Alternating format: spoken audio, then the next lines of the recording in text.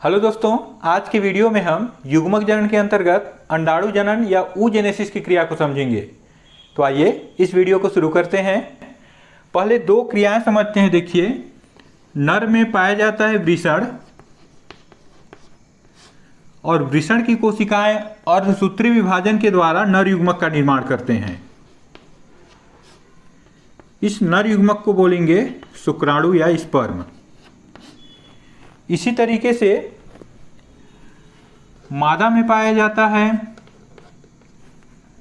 अंडाशय और इस अंडाशय की कोशिकाएं अर्धसूत्री विभाजन के द्वारा मादा युग्मक का निर्माण करते हैं और इस युग्मक को अंडाणु या ओवम कहते हैं।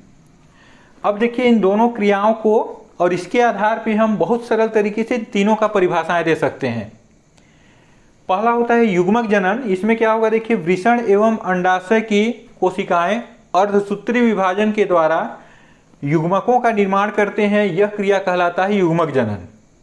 या इसको इस तरीके से भी दे सकते हैं कि वृषण एवं अंडाशय की कोशिकाएं अर्धसूत्री विभाजन के द्वारा शुक्राणु एवं अंडाणु का निर्माण करते हैं। यह क्रिया कहलाएगा युग्मक जनन या गेमेटोजेनेसिस। और इसी तरीके से आप शुक्राणु जनन का भी परिभाषा दे सकते हैं कि वृषण में अर्धसूत्री विभाजन के द्वारा शुक्राणुओं के निर्माण की क्रिया को शुक्राणु जनन या स्पर्मेटोजेनेसिस कहते हैं। इसी तरीके से अंडाशय में अर्धसूत्री विभाजन के द्वारा अंडाणु के निर्माण की क्रिया को अंडाणु जनन या oogenesis कहते हैं। आज के वीडियो में हम अंडाणु जनन या oogenesis क्रिया को विस्तार से समझेंगे। तो पहले थोड़ा अंडाशय का एक सामान्य संरचना देख लीजिए। यह इस तरीके का होता है और इसकी दीवार पे से बहुत छोटे छोटे कोशिकाएं पाए जाते हैं, जिनको प्राथमिक जनन कोशिका या प्राइमरी जर्म सेल कहते हैं। ये प्राथमिक जनन कोशिकाएं यहाँ से निकल करके कुछ इसमें आ जाते हैं ऐसे और तेज़ी से गुणन करने लगते हैं। तो इनका संख्या बढ़ के 2 से 4, 4 से 8 ऐसे करके कोशिकाओं का गुच्छा हो जाता है, जिसको फॉलिकल कहते हैं। और इन्हीं कोशिकाओं में से एक कोशिका आकार में थोड़ा बड़ा हो जाता है और बाकी से ऐसे अलग दिखने लगेगा और बाकी कोशिकाएं इसको चारों ओर से घेरे रहते हैं। यही कोशिका आगे चल करके अंडाणु में परिवर्तित होता है। तो यह जो क्रिया होगा, एक परिपक्व अंडाणु कैसे बनेगा, उस क्रिया को चलिए आरेख चित्र के द्वारा समझते हैं। अब आगे देखिए, यह अंडाणु जनन बहुत लंबा चलने वाला प्रक्रिया है। इसमें 3 अवस्थाएं होते हैं। पहला अवस्था प्रोलिफरेशन प्रवस्था, जिसको गुणन प्रवस्था भी कहते हैं। दूसरा वृद्धि प्रवस्था और तीसरा परिपक्वन प्रवस्था। ये जो प्रोलिफरेशन और वृद्धि प्रवस्था है, ये दोनों अवस्थाएं जब गर्भ में जो मादा शिशु होगा वो 6 माह का होता है, उस समय उसके अंडाशय में दोनों क्रियाएं चालू हो जाते हैं। और जब वो जन्म लेकर के 11 से 13 साल के आसपास की हो जाती है, तब उसमें तीसरा प्रवस्था चालू हो जाता है, परिपक्वन प्रवस्था। तो ये शुक्राणु जनन की तुलना में बहुत लंबा चलने वाला प्रक्रिया है। अब इसको हम आरेख चित्र के द्वारा समझते हैं। देखिए, परिभाषा तो आप अंडाणु जनन का लिख लेंगे। इसमें जो अंडाशय की प्राथमिक जनन कोशिका या प्राइमरी जर्म सेल जो है, इसको एक लेते हैं यहाँ पे। प्राइमरी जर्म सेल या प्राथमिक जनन कोशिका, ये कोशिका बार बार समसूत्री विभाजन के द्वारा बहुत सारे कोशिकाओं का निर्माण करता है। चूँकि समसूत्री विभाजन होगा तो सभी में गुणसूत्रों की संख्या जनक के समान ही रहेगा।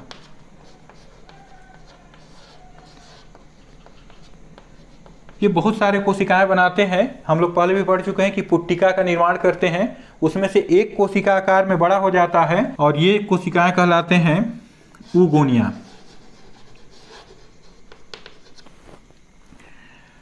तो इस तरह से इस प्रोलिफरेशन प्रवस्था को हम लोग गुणन प्रवस्था के समान ही समझ सकते हैं कि इसमें प्राथमिक जनन कोशिकाएं बार बार विभाजित होकर के बहुत अधिक संख्या में कोशिका बनाते हैं, जो oogonia कहलाता है।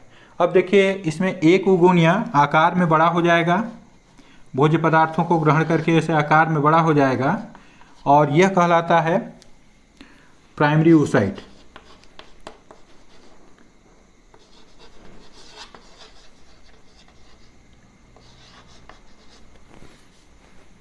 अब देखिए, इस प्राइमरी oocyte में 2 परिपक्वन विभाजन होंगे। पहला विभाजन होगा अर्धसूत्री प्रकार का, जिसके फलस्वरूप इसमें दो असमान कोशिकाएं बनते हैं। एक बड़ा कोशिका बनता है और एक छोटा कोशिका। इन दोनों में गुणसूत्र की संख्या आधे हो जाएंगे अर्थात ये अगुणित होंगे। इस बड़े वाले को हम लोग कहते हैं सेकेंडरी oocyte,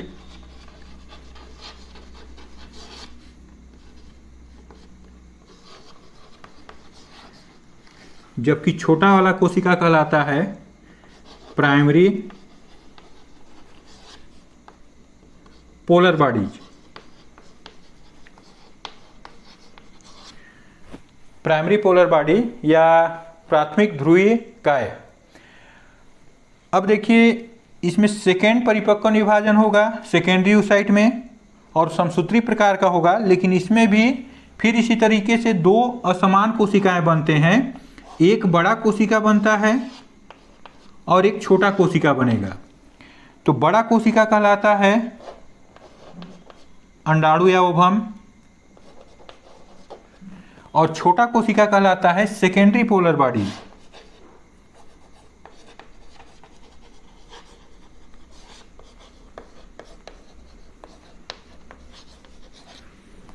कभी कभी क्या होता है, इस प्राइमरी पोलर बॉडी में भी द्वितीयक परिपक्व विभाजन हो जाता है, जिसके फलस्वरूप ये भी दो और पोलर बॉडीज बना देता है। तो हम लोग इसको कहेंगे सेकेंडरी पोलर बॉडीज। और ये सभी पोलर बॉडीज अंडाणु को पोषण देते हैं और अंत में विलुप्त हो जाते हैं। और इसका वर्णन भी हम लोग कर सकते हैं।